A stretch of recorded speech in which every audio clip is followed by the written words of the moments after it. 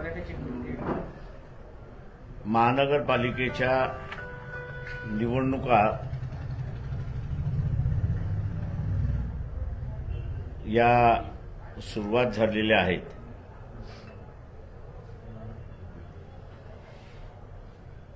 अकोला महानगरपालिकेच्या निवडणुकीमध्ये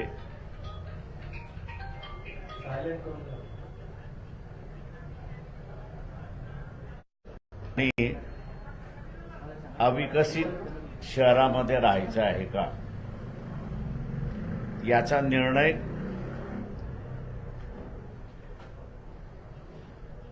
महानगरपालिकेच्या निवडणुकीमध्ये द्यायचा आहे.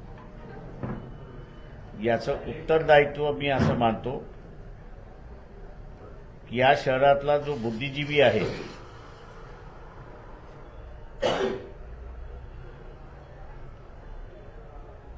त्याच्याच बरोबर डॉक्टर आहे, इंजिनियर आहे, प्राध्यापक आहे,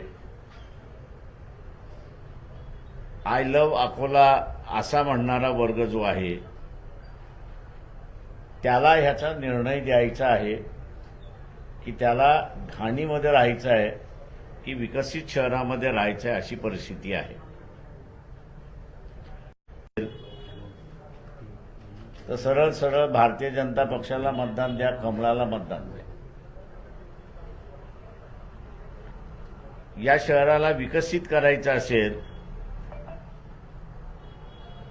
तर मग विकासाचे मुद्दे काही आहेत हे पहिल्यांदा असताना लक्षात घेतले पाहिजे.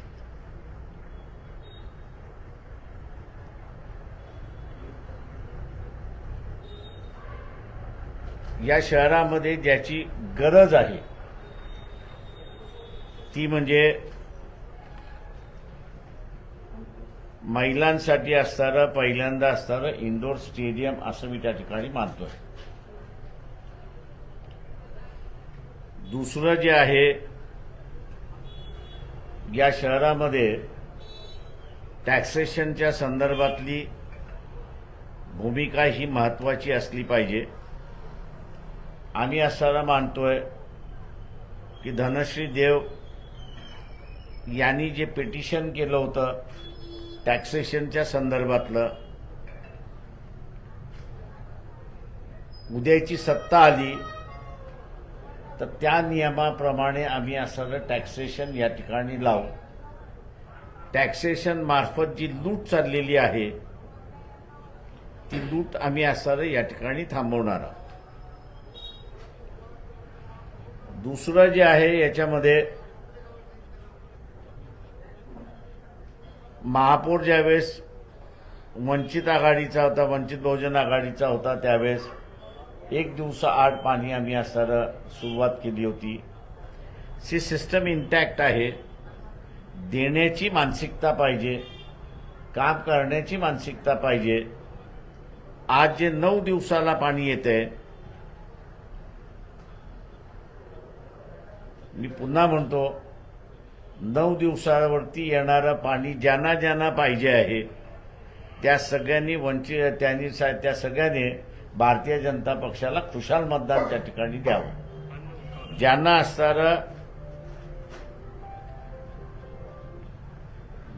असणारं 1 दिवसाआड पाणी पाहिजे त्या सगळ्यांनी वंचित बहुजन आघाडीला मतदान करावं हे आम्ही त्यांना म्हणतोय.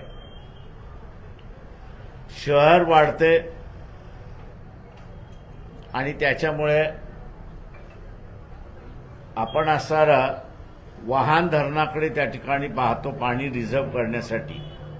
पण आपल्या बाजूला असणारं जे आहे दगडपाडवा धरण त्याच्याकडे आपण असणारा पाहिलेलं नाही. तर ते दगडपाडवा धरण हे तसं स्टोरेज धरण आहे.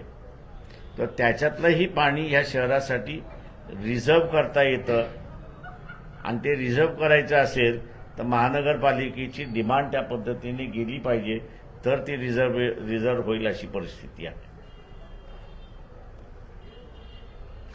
या शहरामध्ये अगोदर असणारं ओपन थिएटर बांधण्यात आलं होतं पण आत्ताच्या ह्याच्यामध्ये त्याची ना दुरुस्ती ना डागडुजी त्या ठिकाणी असणारं होते. याला नव्यानं ओपन थिएटरच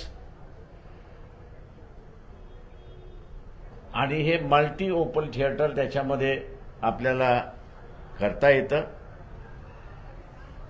ते करण्याचं आम्ही असं या ठिकाणी म्हणतोय. दुसरं जे आहे त्याच्यामध्ये सगळ्यात महत्त्वाचा प्रश्न आहे आणि शहरं जशी वाढत चालली आहेत ते म्हणजे डम्पिंग. घाण कचरा जो आहे तो डम्पिंग हा जो सगळ्यात मोठा इश्यू आहे. या शहरातले 4 भाग विभाजन केले आणि त्या 4 भागामधला असणारं 4 वेगवेगळे डम्पिंग ग्राउंड्स करण्यात आले. तर प्रक्रिया करण्यासाठी आता असणारं सॉलिड वेस्ट, ज्याला कॉर्पोरेशनचं वेस्ट आहे त्याला सॉलिड वेस्ट म्हणतात, ते सॉलिड वेस्ट एका अर्थाने गोल्ड आहे, सोनं आहे. त्याला कन्वर्ट आतापर्यंत केलं पाहिजे होतं, परंतु भारतीय जनता पक्षाच्या असणाऱ्या रुलिंग पार्टीने महानगरपालिकेच्या त्या संदर्भात काही केलेलं नाही. तो उलट वारंवार ज्या ठिकाणी डम्पिंग ग्राउंड आता आहे त्या ठिकाणी 2 महिन्यानंतर 3 महिन्यानंतर असणारं उपोषणाला बसतात. कारण का आरोग्य शहराचं बिघडत चाललंय अशी असणारी परिस्थिती आहे. आणि म्हणून याची व्यवस्थितरित्याने ज्याला आपल्याला म्हणता येईल की विल्हेवाट लावणं हे लावता येतं आणि तो आमच्यातला असणारा कार्यक्रम आहे.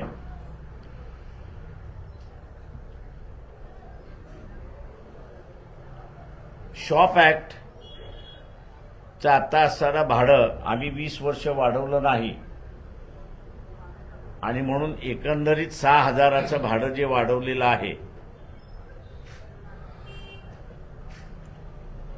या शहराला लागणारा निधी व्यवस्थितरित्याने या सगळ्या गोष्टी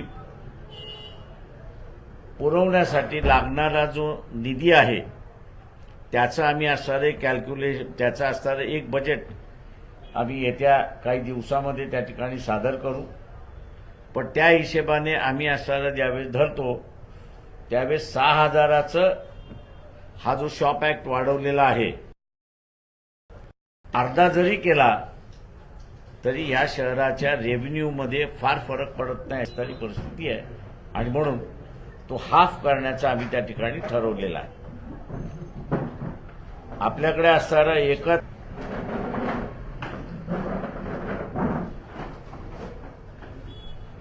मार्केट आहे अकोल्यामध्ये, तेच होलसेल मार्केट आहे आणि तेच रिटेल मार्केट आहे.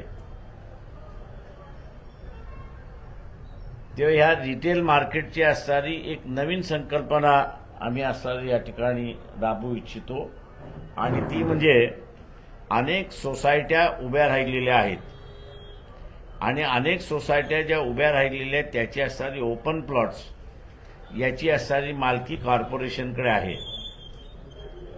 तेव्हा ह्या ओपन प्लॉट्स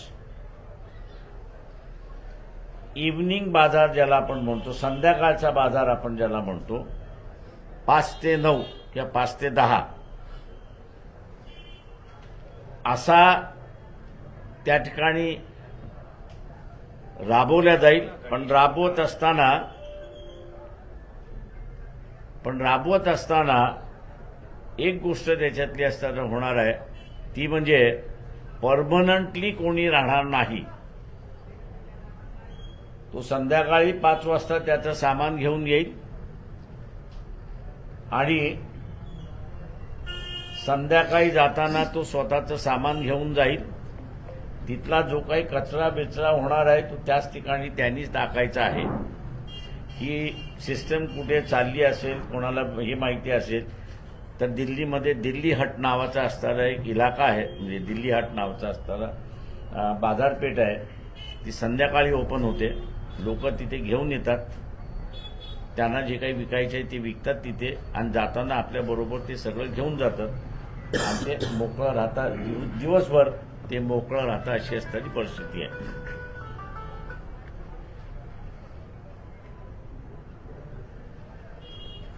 जनता बाजार जे आहे, मी जसं म्हणालो, रिलायन्सला देण्याचा घाट घातला जातोय. आमचा त्याला असणारा विरोध आहे.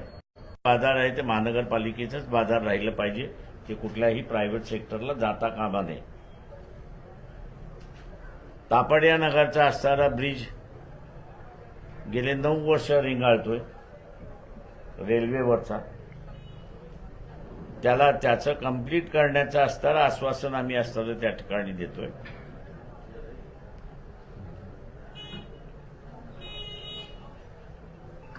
शेवटी उन्हाळा हा आपल्याकडे फार मोठ्या प्रमाणात असतो.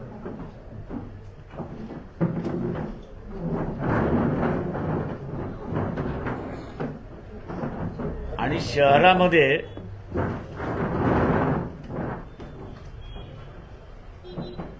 आपल्याकडून वाहते.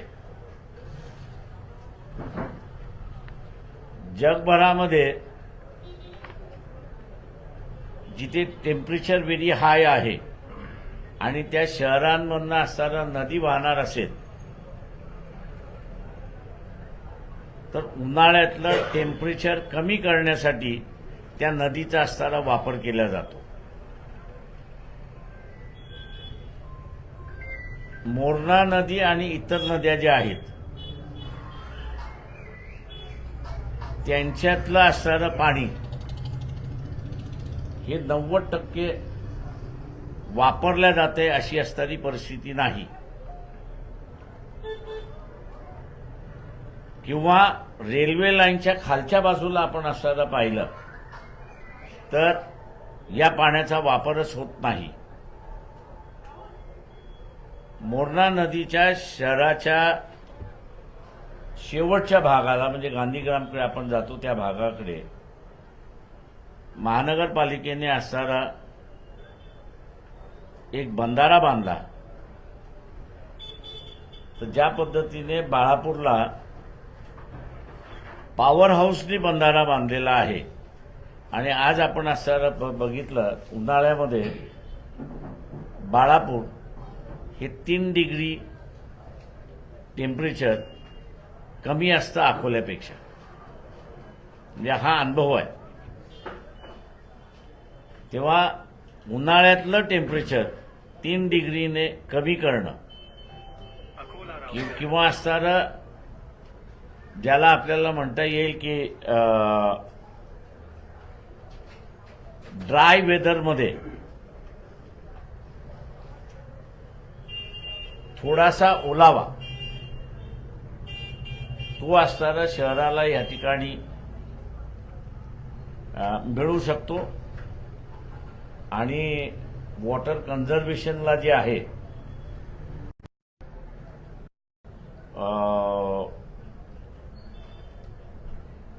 निधी देत असतो.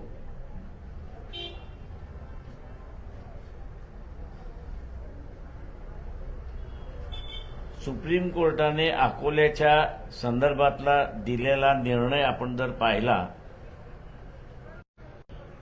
महानगरपालिका आणि जिल्हा परिषदा यांना त्यांनी स्वायत्त असं म्हटलेलं आहे. They are autonomous bodies.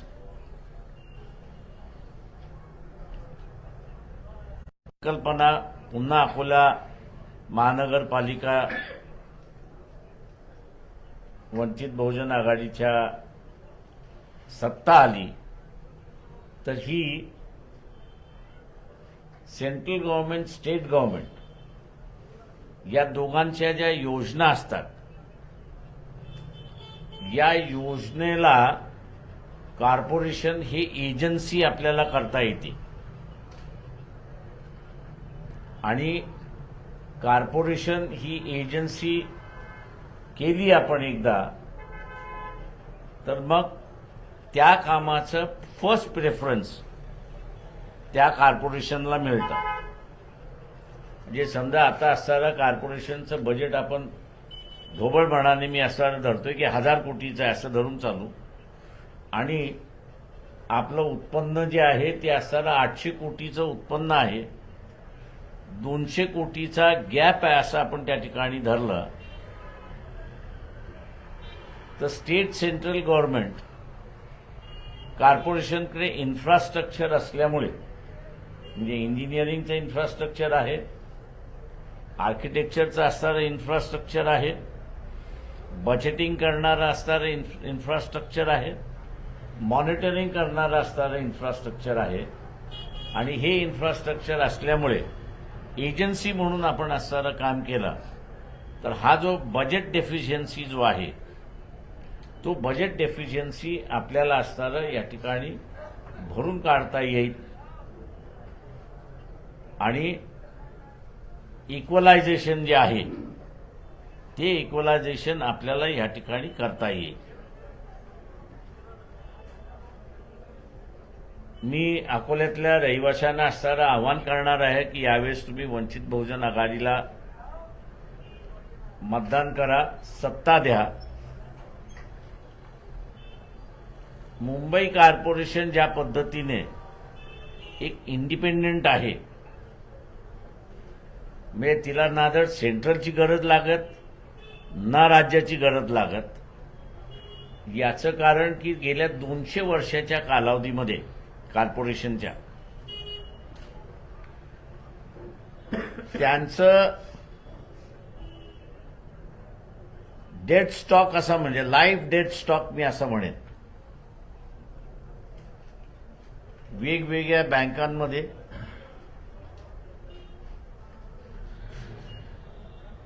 कमीत कमी 2 लाख कोटी आहे. तेव्हा त्यांना कोणाकडेही हात पसरावे लागत नाहीत. ते स्वतःच्याच योजना करतात आणि स्वतःच त्या ठिकाणी राबवतात. अकोला कॉर्पोरेशनला सुद्धा त्या पद्धतीने करता येऊ शकतं.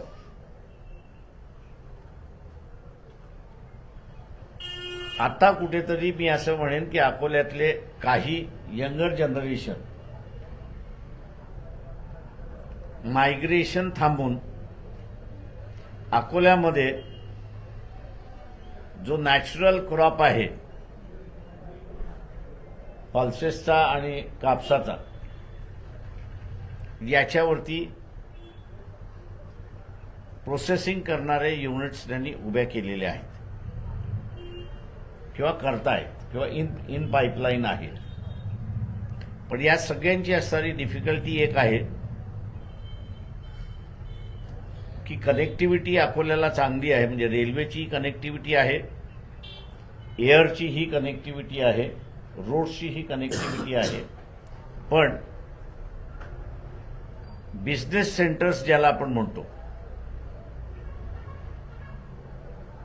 ते बिझनेस सेंटर्स अजून उभे राहिलेले नाहीत. त्याच्यामुळे इथला व्यापारी आणि बाहेरचा येणारा व्यापारी याचे असणारे जे मीटिंग पॉइंट्स मी जसं म्हणतो बिझनेस सेंटर्स झाले पाहिजे ते नाही आहेत. आणि ते जर झालं तर मी असं म्हणेन की कॉर्पोरेशन इंडिपेंडेंटली आपला असणारा एक व्यवसाय टॅक्स म्हणून लावून मी जो म्हणालो होतो की एक लाईफ स्टॉक सारखं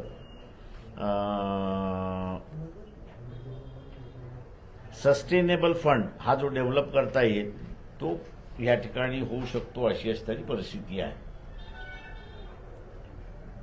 पण माझ्या पुढचा जो प्रश्न आहे तो म्हणजे अकोल्यातला मतदार मग तो डॉक्टर असेल, इंजिनियर असेल, शिकाऊ असेल, बिगर शिकाऊ असेल, याच्या डोक्यामध्ये 2 गोष्टी फार महत्वाच्या बसलेल्या आहेत.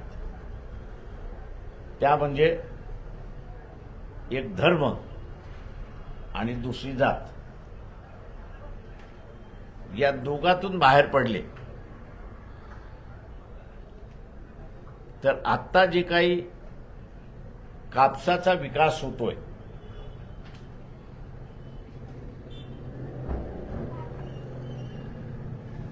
की ज्याचं असणारं व्हॉल्यूम देशभरामधलं हे $16 बिलियन आजचं आहे. म्हणजे 1,30,000 कोटीचा असणारा जो व्यापार आहे त्या व्यापाराच्या हिशेबाने आपण असं बघितलं तर अकोला हे 7% कापूस प्रोड्यूस करतं देशभरामधला, म्हणजे 7% हा कॉन्ट्रीब्युशन हा अकोल्याचा आहे. आता हाच यंगर जनरेशननी मी जसं म्हणालोय की प्रोसेसिंगवरती जोर दिलेला आहे, मॅन्युफॅक्चरिंगवरती जोर दिलेला आहे. याची सस्टेनेबिलिटी वाढवायची असेल तर ही सस्टेनेबिलिटीसाठी तुम्हाला बिझनेस सेंटर्स हे ओपन करावे लागतील. आणि हे बिझनेस सेंटर्स ओपन करण्याची मी जसं म्हणालो की कॉर्पोरेशनलाच लीड घ्यावी लागेल. याचा बिझनेस सेंटर ओपन करण्यासाठी सेंट्रल गव्हर्नमेंटच्या यावेळेसच्या बजेटमध्ये माझ्या माहितीप्रमाणे 35,000 कोटी आहेत. आणि एजन्सी म्हणून आपण असताना काम केलं तर त्याच्यामधलं असणारे 15-20 कोटी तरी आपण सहज घेऊन येऊ शकतो आणि त्याच्यातले हे बिगिनिंग सुरुवात करू शकतो. त्याच्यामुळे माझं अकोल्यातल्या मतदारांना धर्म आणि जात या दोन गोष्टी बाजूला ठेवा, पुढच्या पिढीचा विचार करा आणि अकोला हे एक इंडस्ट्रियल सेंटर म्हणून डेव्हलप होऊ द्या.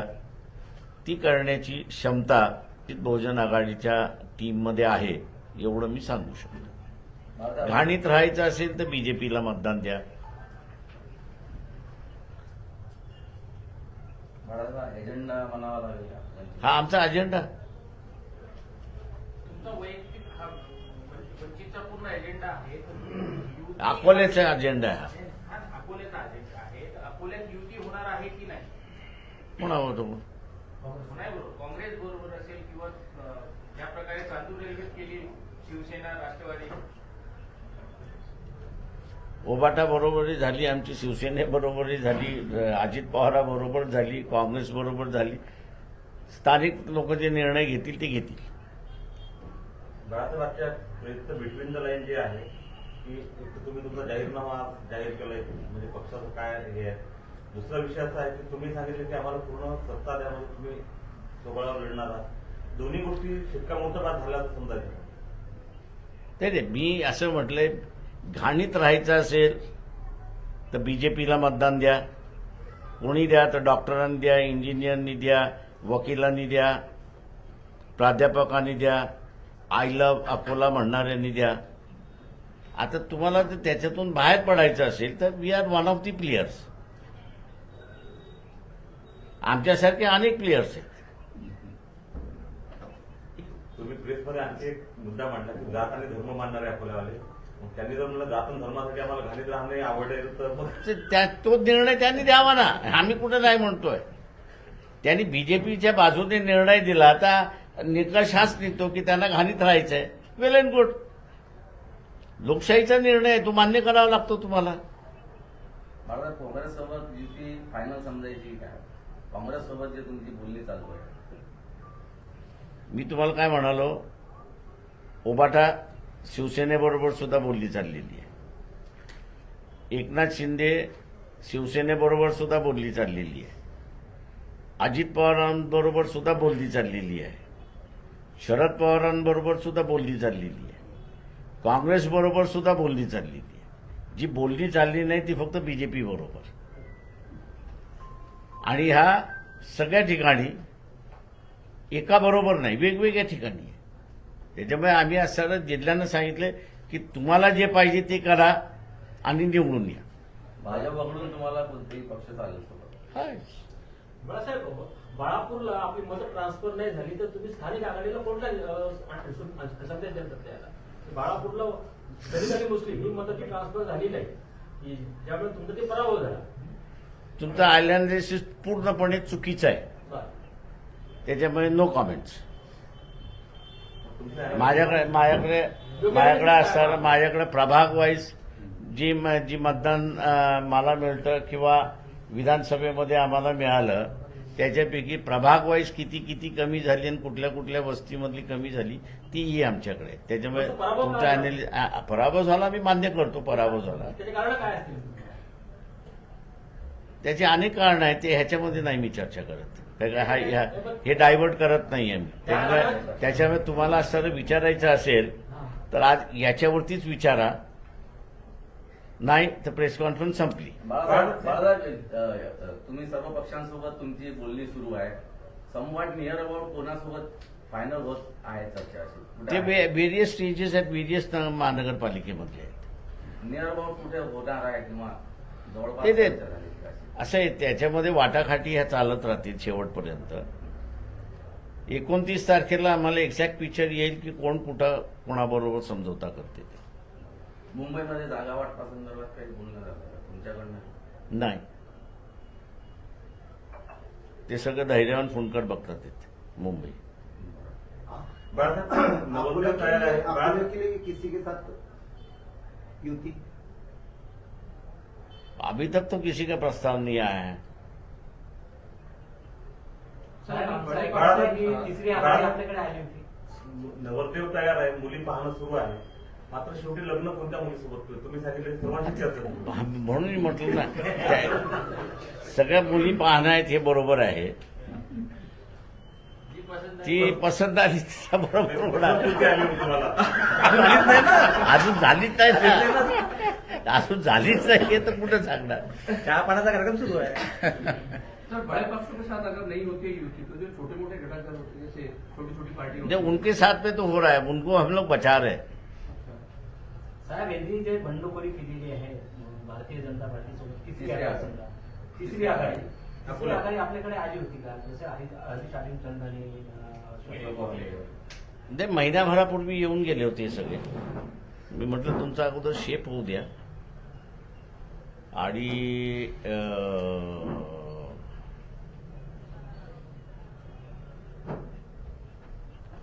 कोण कोण त्याच्यामध्ये सहभागी होते, कशा पद्धतीने होते, मग म्हटलं आपल्याला पुन्हा बसता येईल. साहेब, आपण एक गेम केलं वंचितसाठी की वंचितसाठी तिसरी आघाडी जी अकोल्याची झालेली आहे ती सेफ वाटते का सर्वात सेफ युतीसाठी? वंचित आघाडी, वंचित बहुजन आघाडीसाठी तिसरी आघाडी जी झालेली आहे ती वंचित बहुजन आघाडीसाठी सर्वात सेफ वाटते का? ते कुठलीही आघाडी सेफच असते. त्याच्यामुळे आघाडी केली की ती सेफ्टीसाठीच तुम्ही करता. बाळासाहेब, राज्यात दोन्ही ठाकरे गटांची बोलणी सुरू आहे. शिंदे सेनासोबत भाजपची बोलणी सुरू आहे. अजूनही कोणाचंही फिक्स अजून काही झालं नाही. काय कारण? जे आता मला असं कळलंय की उबाटा सेना जी आहे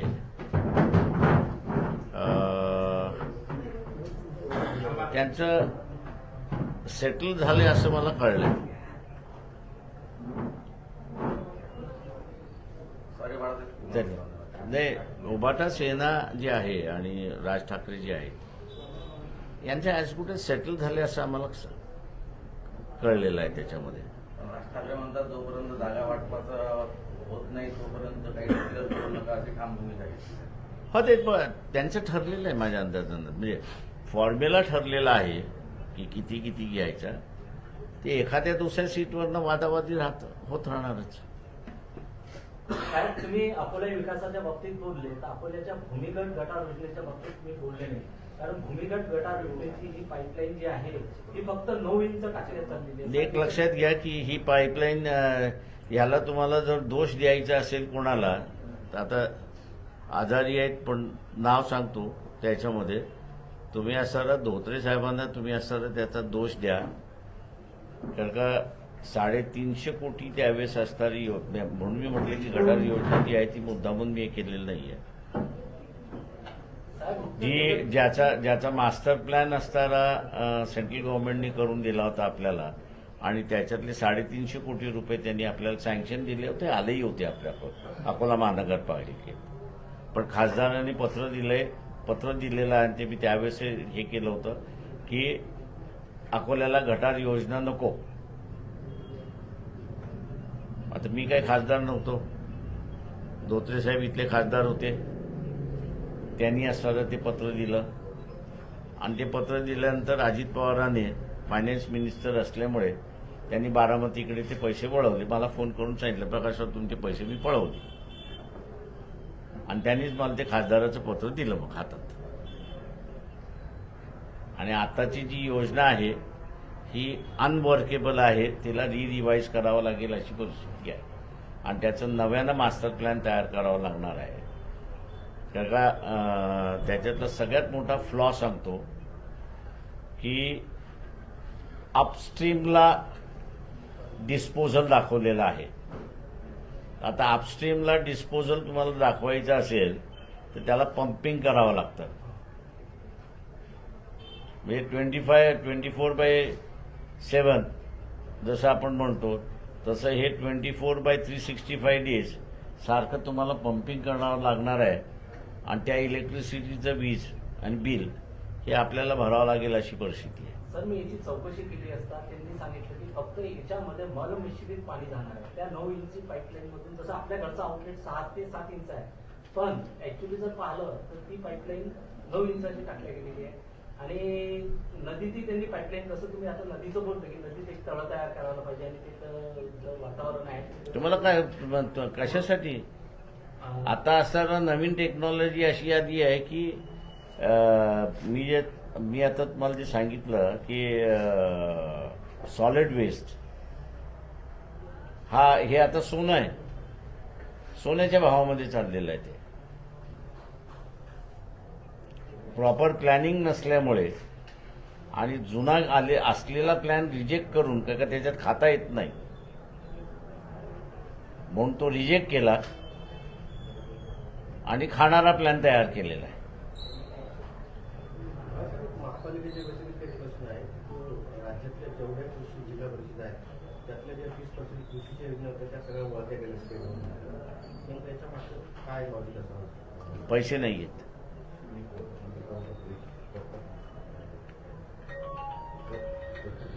चलो बाळासाहेब, काँग्रेसला वगैरे काही पुन्हा पक्षाला डेडलाईन वगैरे दिली आहे की 29ला तुम्ही आपली भूमिका आता जाहीर करून टाका? कशाबद्दल? युती संदर्भात. ते मी जसं म्हटलं ना की आम्ही राज्यभर डेडलाईन देऊ शकत नाही आहोत. म्हणजे आता सांगलीतलं जर दिलं उदाहरण कॉर्पोरेशन मधलं, काँग्रेस एनसीपी एकत्र जात नाहीयेत. त्याच्यामुळे आम्हाला चॉईस करायचं आहे की काँग्रेस बरोबर जायचं की एनसीपी बरोबर जायचं. एक स्टेट वाईज आम्ही लाईन घेऊ शकतच नाही आहोत. मुंबईला काय परिस्थिती आहे? मुंबईला अजून सांगता येत नाही. म्हणजे जसं म्हणालो की एका बाजूला सगळे सांगतात नाही आमचं जमलं, पण तेच जाहीर करायचं म्हटलं की नाही थांबा. तुम्ही 50%च्या फॉर्म्युलावर ठाम आहात का? 50-50% कशाचे जागा वाटतात कुठल्या? सर्वच ठिकाणी. तुम्ही सांगितलं की बरोबरीची बोलणी होणार प्रत्येक ठिकाणी. हो, 100 आम्ही असं आता नगरपालिकेमध्ये बऱ्यापैकी आलेलो आहोत. Without funds, without. तुम्ही एक बातमी काल अशी होती की तुम्ही 50 जागांबद्दल आग्रही आहेत मुंबईत, 50-50 म्हणत असाल तर जवळपास 112-113 आठवडा जाईल. आम्ही असं तिथे आता 200 जागेंच्या लढण्याच्या तयारीमध्ये आहोत.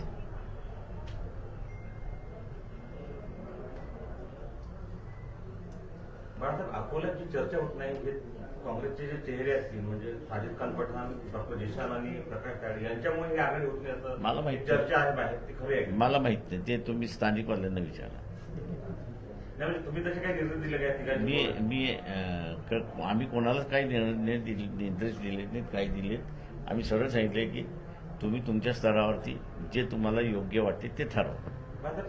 फक्त एकच आमची अट आहे की नो बीजेपी. बाळासाहेब, छोटंसं विचारायचं, ज्या विधानसभेच्या वेळेस आणि लोकसभेच्या वेळेस जर तुमच्या पक्षावर तर तुमच्या वैयक्तिक टीका काँग्रेसमधल्या काही लोकांनी केली, वैयक्तिक तुम्हाला टार्गेट करण्याचा प्रयत्न केला होता. अशा लोकांची मग आघाडीची चर्चा करताना मागच्या जुन्या गोष्टी बाजूला ठेवणं होतं. असे राजकारणातला भाग मी नेहमी म्हणत असतो तुम्हाला राजकारणामध्ये यायचं असेल तर पहिल्यांदा कबूल केलं पाहिजे की तुम्ही टार्गेट होणार आहात, चांगलंही होणार आणि वाईटही होणार. त्यामुळे हा मुद्दा तुम्हाला गौण ठेवूनच राजकारणामध्ये राजकारण करावं लागतं. भारतात तेलारामध्ये नगराध्यक्षाच्या जे उमेदवार होत्या त्यांना एक काउंटिंग सुरू असताना एक मेसेज आला की तुम्ही 941 मतांनी हारणार आहे म्हणून. त्यांनी ईव्हीएम घोटाळा झाल्याचा त्यांनी म्हणजे आरोप केला, पोलीस कंप्लेंट केली आहे. आपल्याला काय वाटतं? बाहेर पोलिसांनी चौकशी करावी की त्याला तो आकडा कसा काढला म्हणून काउंटिंगच्या वेळेस. समोरील व्यक्तीचा मोबाईल बंद आहे, कॉल आणि बॅक तो त्यावर आउट ऑफ महाराष्ट्र आहे, महाराष्ट्राबाहेरचा व्यक्ती आहे तो. त्यावर फोटो जे आहे डीपी मध्ये ते अमित शहा आणि स्वतःचा फोटो अर्धा अर्धा असा आहे. हे मान्य आहे मला, पण माझं तेवढंच म्हणणं असं आहे की पोलिसांनी आता चौकशी करावं की त्याला हा फिगर मिळाला कुठून. हा असा आणि पोलिसांनी नाही चौकशी केली तर कोर्टामार्फत आम्ही त्याला चौकशी करायला लावणार. जिल्हा परिषदला असं काय घडू शकते का?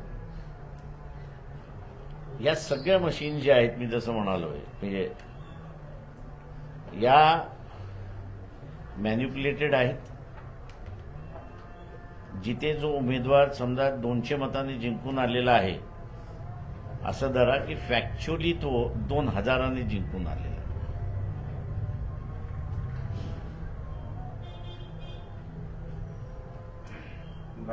महापालिकेत सोशल ऑडिट 2017 मध्ये झालं होतं. रस्त्यांच्या दर्जाबद्दल फार मोठा एक प्रश्न आजही लोकांच्या मनात आहे. तेव्हा 5 वेगवेगळ्या सरकारी संस्थांच्या माध्यमातून ते ऑडिट करण्यात आलं आणि त्या 5ही संस्थांचा रिपोर्ट जो आहे तो कॉमन आहे की याच्यात मोठ्या प्रमाणात भ्रष्टाचार झाला होता, रस्त्याचं काम निकृष्ट झालं. या संदर्भात चौकशीचा आणि कारवाईचा अहवाल राज्य सरकारकडे पाठवण्यात आला. त्याच्यानंतर नगरविकास पहिला आदेश पेंडिंग आहे. तर त्या मुद्द्यावर जर तुम्ही पूर्ण निवडणूक लढवली तर आज त्याच्याशी संबंधित सर्व पक्षातले लोक आहेत. तर वंचित बहुजन आघाडी हा मुद्दा आमचा संबंध नाही त्याच्याशी. म्हणून प्रश्न त्या तुम्हाला माझ्या पत्रावरती सुरुवात झालेली ती इन्क्वायरी आहे 16 कोटीच्या संदर्भात. तुम्हाला प्रश्न म्हणून मी सांगतो की तुम्ही भूमिका घेऊ शकता. तर आम्ही भूमिका आम्ही सरळ म्हटलं इथल्या घाणीत राहायचंय लोकांना, त्यांनी ठरवावं. त्या घाणीमध्ये हे करप्शनही आलं. अकोल्यातल्या जनतेने ठरवायचं आहे की त्यांना घाणीमध्ये राहायचं आहे की त्यांना असताना व्यवस्थित शहर डेव्हलप करून पाहिजे. आज बुलढाण्यासारखं शहर डेव्हलप झालं पण अकोल्यासारखं शहर डेव्हलप झालं नाही. हे लोकांनी ठरवायचं आहे. प्रचारात मुद्दा असेल का सोशल आमचा आहे तो प्रचारात म्हणतो, आम्ही ओपनली सांगतोय. तुम्ही न कट करता आमची असणारी मुलाखत छापा. ऑडिट?